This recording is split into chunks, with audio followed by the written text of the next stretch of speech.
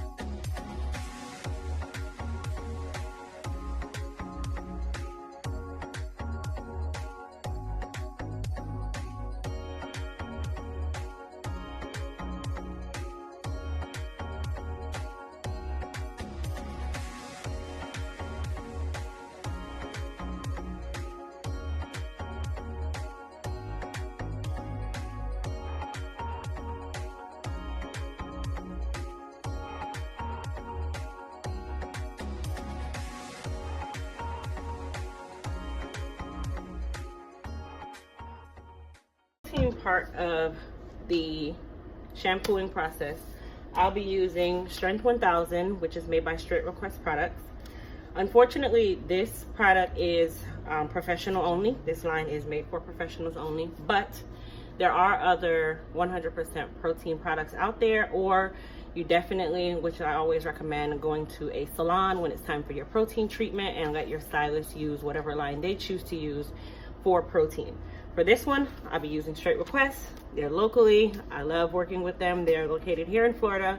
So I actually love their Strength 1000. I've been using this for a couple years. So that's what I'll be using. Okay, so what I do is I spray it on my hair. And with a true protein, you typically will put it on, no cap, go under the dryer for 10 to 20 minutes. The hair will get extremely crunchy, which is a part of the process with most proteins. And then once you come out, you will rinse it off and rehydrate with a awesome moisturizing conditioner. So we'll be right back. Okay, I'm back. My hair is nice and crunchy and it itches. I'm gonna now rinse this out with lukewarm or warm water. And then I'll follow up with the Moisture Me conditioning mask. That'll help to rehydrate my hair. Rule of thumb, whenever you do anything like a protein treatment, it really, really helps to strengthen the bonds of the hair. But the point is, it's very drying. So you do have to rehydrate, moisturize, all that good stuff to re-soften the hair and also to hydrate the hair before you actually continue on with the styling process. So in this particular scenario, I'm going to be using my Moisture Me conditioning mask, where I'll leave it on for about 3 minutes, rinse it out, and then go on to the molding process. I'll be back. Okay, so the shampoo, protein, and conditioning process is now complete. I went back through after I rinsed out my protein conditioner, which I did that for, you want to make sure that you're really, really rinsing your hair very, very well when you're rinsing protein, only because it does require a lot of water for removal. And then you go back through, as I said, with the Moisture Me conditioning mask. You leave it on for 3 to 5 minutes. If you want to do an intense moisture hydration treatment, you can leave it on for 20 minutes with a processing cap. In this case, I didn't need that, but I just wanted to rehydrate and soften my hair, so I left it on for about 4 minutes. And now I'll continue on with my styling. For me, I have short hair, so I'm gonna mold my hair. But if you're one of those where you don't have short hair, or you have natural hair, or whatever the case may be, at this point, you'll go on with your styling process and eliminate, you know, of course, the mold. I'm gonna be using my foam wrap, which will be available soon. So keep a lookout for that. In this case, I'm just gonna do what we call a simple mold. And this is my foam wrap, but I can't show you the bottle yet. It's not ready yet. So I'm actually testing it out on myself to see. I do different trials when it comes on to my products to make sure and test for stability and all that good stuff. So this is one of my trials for my foam wrap. So that's why I can't show you the bottle just yet.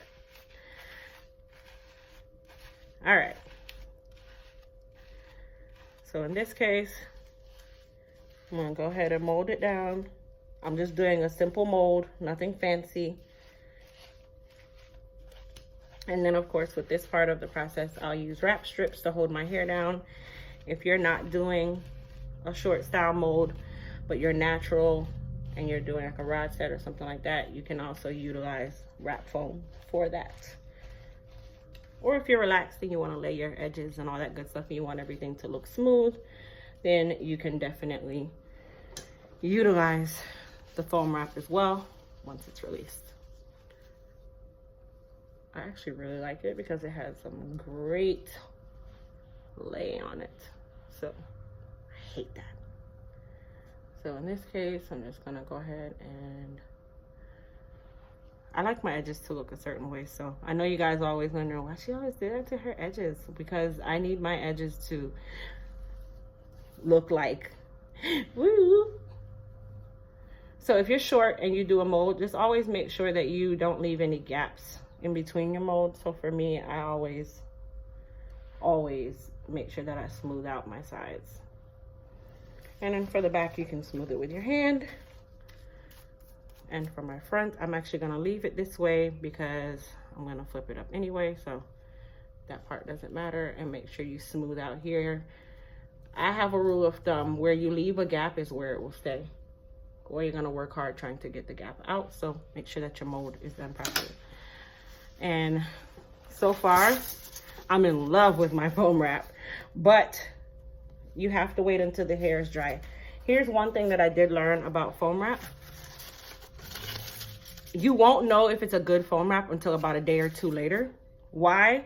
Because the first day it might be great, but the second day it will determine your hold. It will determine if your hair feels sticky or gritty, if it feels heavy. You can also tell if it feels heavy when you're styling it. So that's what I'm gonna be checking for. If it flakes when you're styling, you don't want a foam wrap that flakes. So we're gonna see how it goes. But thanks you guys so much for watching this video. Definitely, if you are in the Orlando area, check me out.